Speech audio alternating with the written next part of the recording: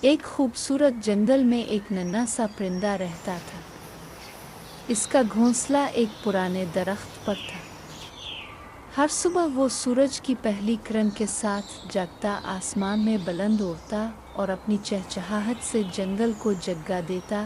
ایک دن آسمان پر سیاہ بادل چھا گئے، تیز ہوا اور بارش نے پورے جنگل کو ہلا کر رکھ دیا۔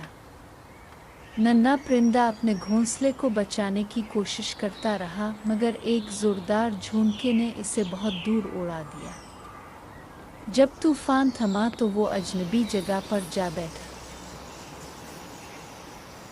پرندہ جانتا تھا کہ گھر تک پہنچنے کے لیے اسے ایک لمبا سفر طے کرنا ہوگا۔ راستہ آسان نہ تھا، کہیں برف سے ڈھکی چوٹیوں کو عبور کرنا تھا، کہیں خوفناک ندیوں کے اوپر سے گزرنا تھا، مگر اس نے ہمت نہ ہاری۔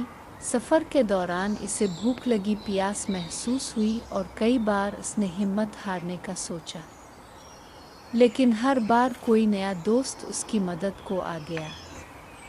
ایک لومڑی نے اسے رات کو چھپنے کی جگہ دی، ایک ہرن نے میٹھے پانی کا راستہ دکھایا اور ایک خرگوش نے اسے خوراک فراہم کی۔